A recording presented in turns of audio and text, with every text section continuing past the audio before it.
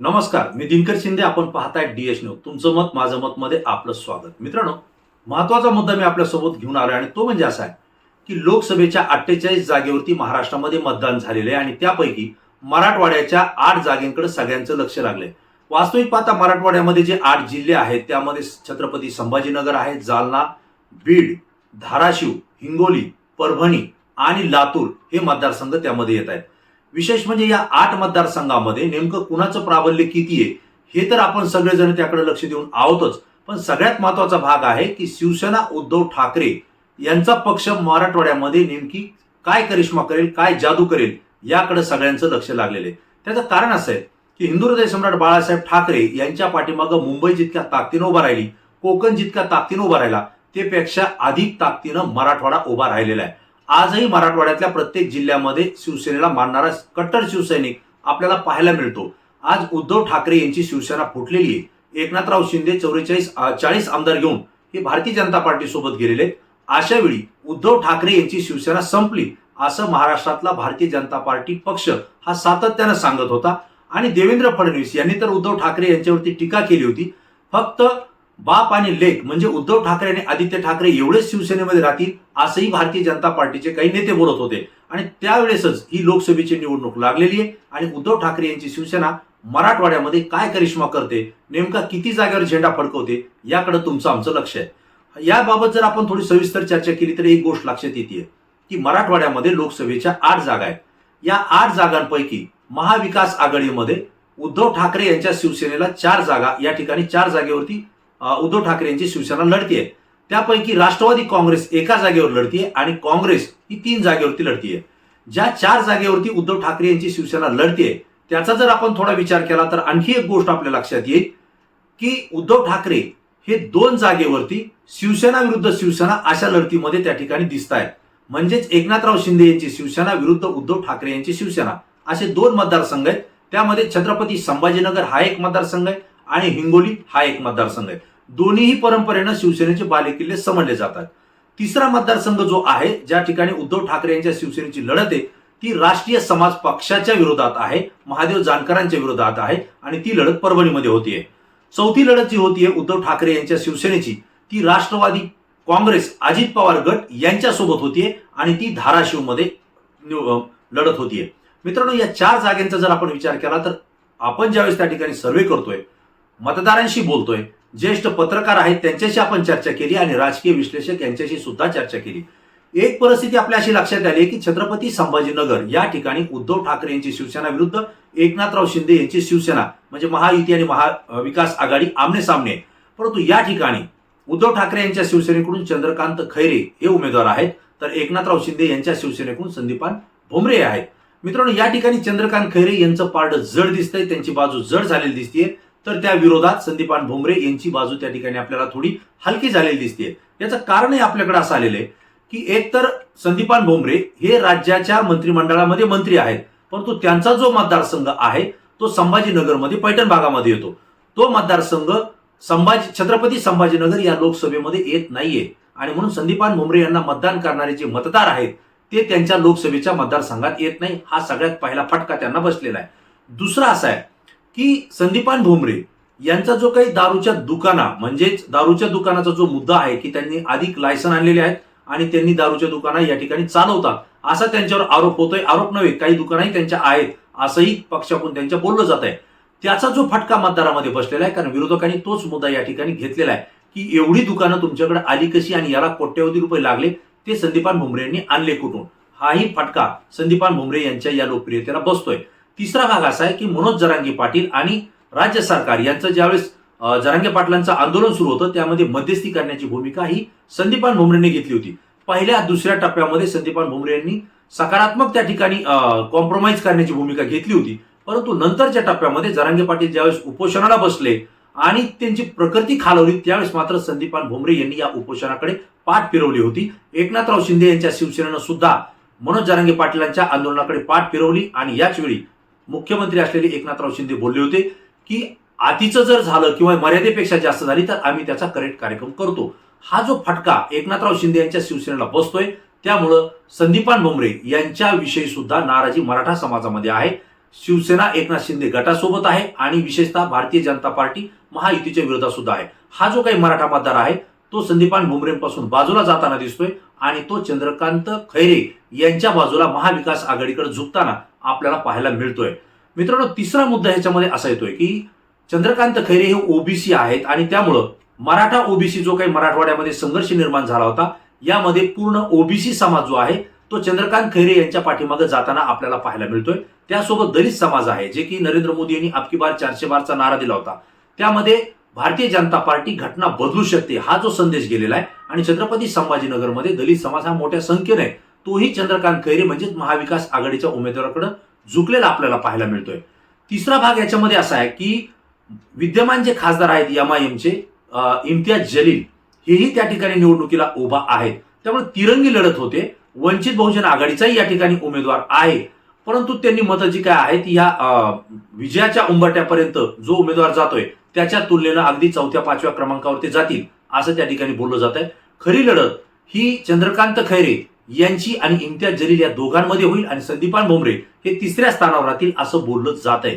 त्याचं कारण असं आहे की इम्तियाज जलील मतदान झाल्यानंतर त्यांच्या कार्यकर्त्यांनी थेट जल्लोष केलेला आहे, फटाके वाजवलेले आणि याचा अर्थ असा की मुस्लिम समाज जो कट्टर इम्तियाज जलील यांच्या बाजूने होता त्यांचं मतदान हे त्यांच्याच बाजूला मोठ्या प्रमाणावर पडलेले असे संकेत आपल्याला मिळतात. परंतु एकंदरीत मराठा समाज असेल किंवा जो नरेंद्र मोदी आणि भारतीय जनता पार्टीच्या विरोधात गेलेला मुस्लिम समाज असेल तो महाविकास आघाडीकडे झुकलेला आहे, तो चंद्रकांत खैरे यांच्या बाजूने जातोय आणि संदीपान भुमरे आणि महायुतीच्या विरोधात गेलेला जो मराठा समाज आहे तो सुद्धा चंद्रकांत खैरे यांना मिळतोय.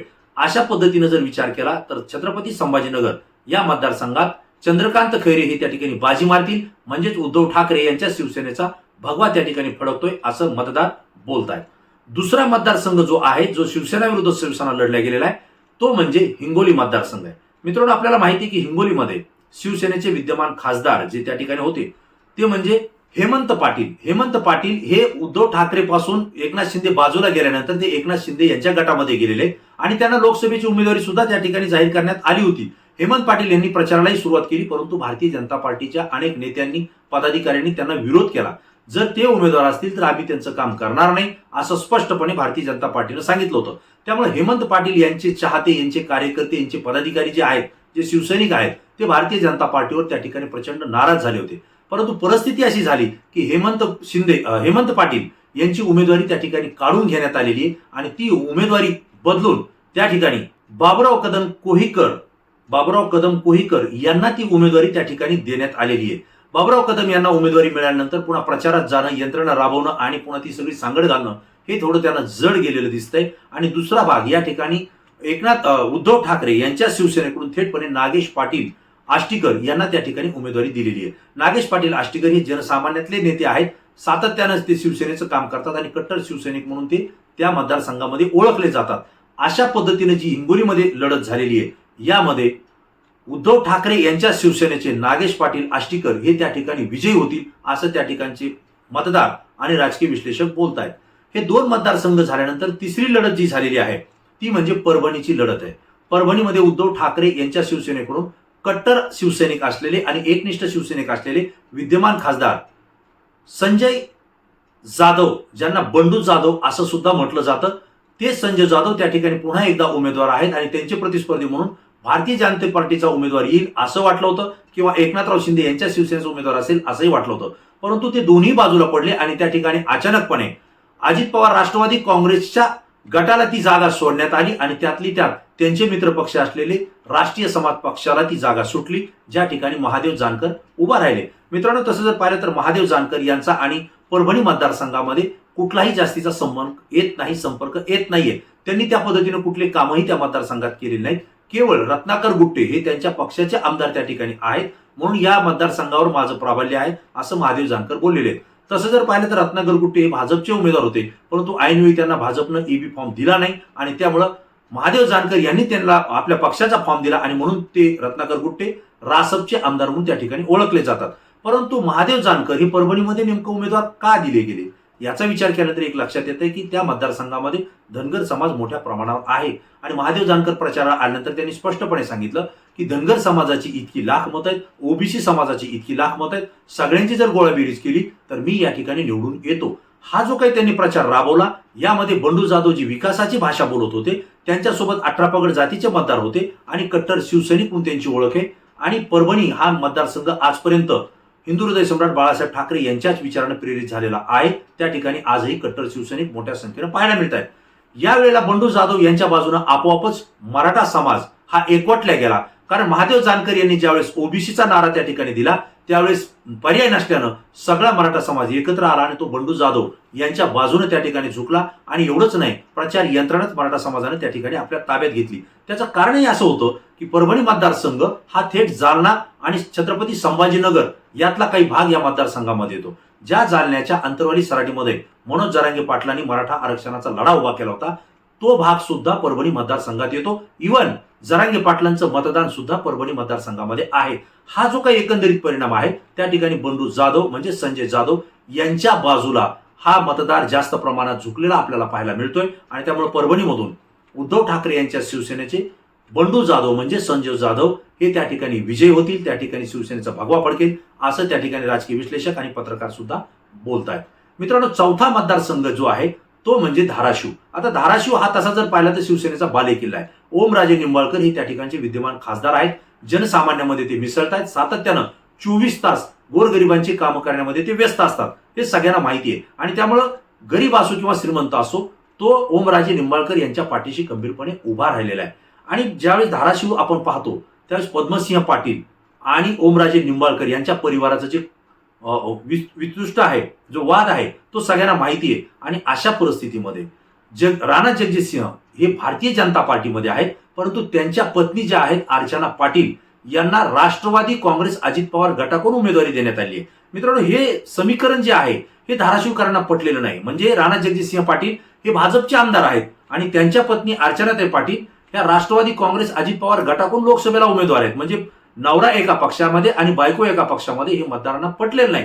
मात्र त्या ठिकाणी ओमराजे निंबाळकर हे कट्टरपणे एकनिष्ठतेने शिवसेनेच्या सोबत उभा राहिले आणि त्यांनाच त्या ठिकाणी उमेदवारी दिलेली आहे. आणि म्हणून धाराशिव मतदारसंघामध्ये जे वातावरण आपण पाहतो त्या ठिकाणी ओमराजे निंबाळकर हेच त्या ठिकाणी विजयी होतील असं त्या ठिकाणचे मतदार बोलतायत आणि राजकीय विश्लेषक सुद्धा सांगतायत.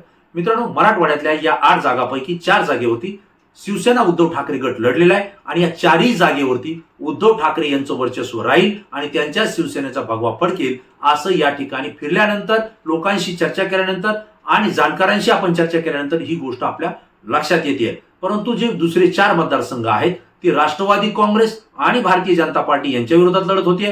काँग्रेस आणि भाजपच्या विरोधात त्या ठिकाणी लढत होतीये. तो निकाल काय सांगेल तो भाग वेगळा. परंतु मराठवाड्यामध्ये पुन्हा एकदा उद्धव ठाकरे यांची शिवसेना ही बाजी मारताना दिसते आणि उद्धव ठाकरे यांचाच बालेकिल्ला मराठवाड्यामध्ये आपल्याला दिसेल असंही चित्र या ठिकाणी आहे. आणि दुसरा भाग याच्यामध्ये आहे की उद्धव ठाकरे यांच्या शिवसेनेसोबत राष्ट्रवादी काँग्रेस आणि काँग्रेस हे दोन्ही पक्षाचे कार्यकर्ते एक दिलानं एक जीवानं त्यांच्या सोबत गेलेले दिसले, मतदान करताना दिसले आणि मतदार करून घेताना सुद्धा आपल्याला पाहायला मिळाले.